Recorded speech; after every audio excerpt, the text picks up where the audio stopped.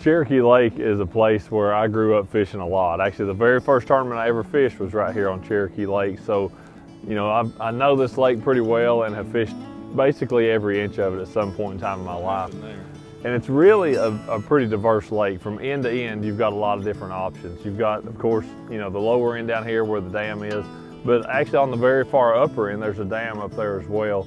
And that dam just spills over from the Holston River where it flows into Cherokee. But it really breaks up this lake, and to me, I consider it, you know, really two very separate parts. You've got the lower end that's deep, it's got a lot of islands, it's got a lot of clear water, and where mostly the smallmouth are. That's where they dominate, is definitely down here on the lower end of the lake. Once you get up near the 25E bridge area, the lake turns into kind of just a riverine system. It really goes to shoreline to shoreline, not many islands, you know, really twisty, just following the bend of the river. Where this lower half of the lake is big, it's wide, it's open, a lot of islands. Of course, the river channel meanders back and forth. Really two very different parts of the lake. And that upper half or so, you have both species pretty well, largemouth and smallmouth. Where on the lower end, it is primarily smallmouth. There are some largemouth down here, but it is primarily a smallmouth deal on that lower half. Pre-spawn, early time of year like it is right now, you know, early April, going into the month of April, that's when most of these bass are going to spawn. Mid to late April, early May. But pre-spawn, man, that's really my favorite time of year to be out here fishing like it is right now. Water's in the low 50s, these fish are staging up, they're feeding on bait, feeding on crawfish, and you can catch them doing a variety of things. You know, you get a good cloudy day with some wind especially, and a crankbait bite is just on fire. It can be, you know, some really, really good fishing. But that's really the big thing with this lake that I've seen over the years. Wind is definitely your friend on Cherokee.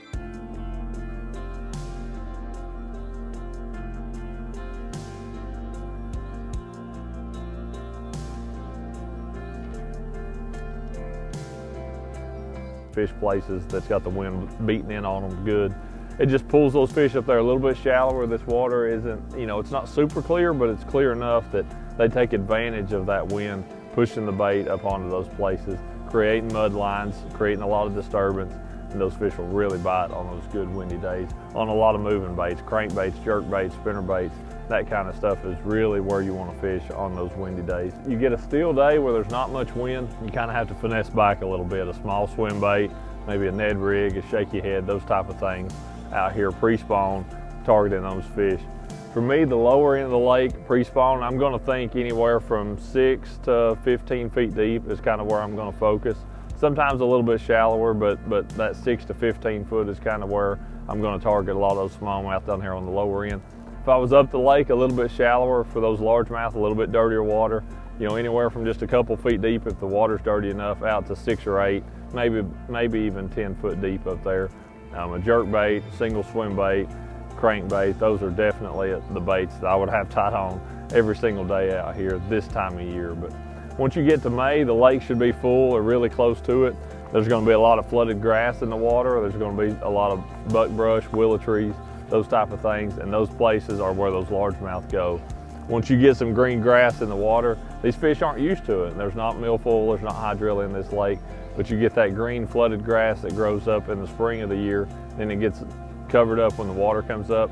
Those largemouth go right to that stuff every single year. It can be a great topwater bite, whether that's a walking bait, a frog, any kind of topwater, man, fished in that grass that's grown up is a great way to catch them. Super, super shallow, and it's a lot of visual stuff then that time of year for those largemouth. The smallmouth will still be out.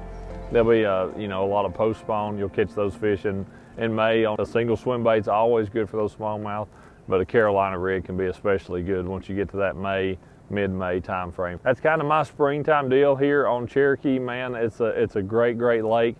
Very weather dependent fishery. Wind is definitely your friend out here on Cherokee. Any time of year, that's the way I like to fish this lake.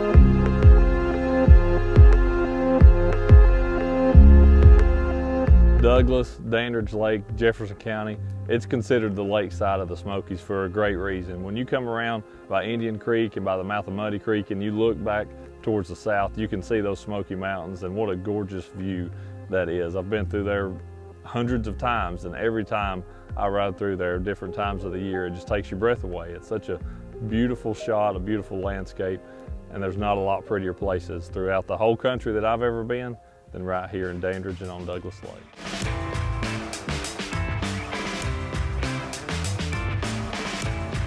Douglas Lake right now, the water temperature's in the mid 50 range, 52, 54 in the mornings. Gets up into the mid upper 50s throughout the day, especially if you get a real nice day like what we've got right now. And these fish are heavy pre-spawn. I mean, they're going to be spawning within the next 2 or 3 weeks, and some may be starting even sooner than that with the really warm days that we're going to be having. But this water is continuing to rise. This time of year it comes up 4 to 6 inches a day or so is what this water is going to be rising. And as that water does that, those fish are constantly pushing shallow along with that water. Any piece of wood you can find in the water right now, that's going to be a key place. This spot here is a secondary point. I mean, a very classic secondary point. You've got a steep, bluffy bank on the outside. You've got some rocks that run out under the water going into the mouth of a spawning cove where these fish are going to migrate in. And when you've got a secondary point like that that's set up prime, you get some wind blowing in on it, you're about guaranteed to catch a fish off of this. But this is a prime staging spot these fish are going to use to work their way back into this pocket behind it, to the secondary points on back through here into this bigger cove, and then where they're going to spawn eventually back towards the back of it. For me, this time of year, I don't fish a lot of bluffs. I fish a lot of flat places. If there's some rock out under the water, especially some big boulder type rock, that's definitely a plus. But even just gravel, kind of flat, honestly, a lot of nothing looking banks that have those little migration routes, those little ditches that run in where those fish are going to move up to spawn. One thing you'll have in the water here in the next probably 2 or 3 weeks is actually some flooded vegetation. There's stuff growing on the banks right now that as this water continues to rise, it gets another 4 or 5 feet higher, you're going to actually start getting some of that flooded vegetation in the water. And as soon as that stuff gets wet, those bass go straight to it. That's what I'm looking for out here right now. But a big thing here, again, is wind is definitely what you want to be looking for. Any kind of bank that wind's blowing in on, those are going to be the places you want to pick.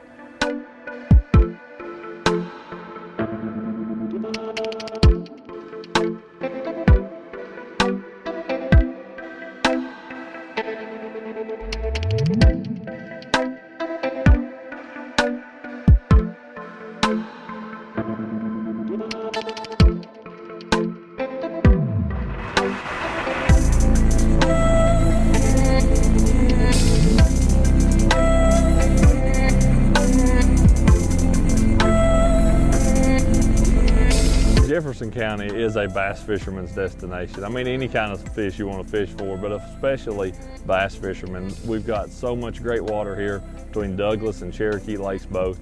And we've got, you know, largemouth and smallmouth, good populations of both in both lakes. So a lot of great things about this county. I mean, they're around the Dandridge area, great hotels, plenty of restaurants, gas stations that are easy to get in and out of with a boat, and all this great water, great fisheries. And I really couldn't think of any better place to have growing up and graduated from Jefferson County High School to be right here kind of in my opinion, bass fishing central. Man, it didn't get a lot better than that.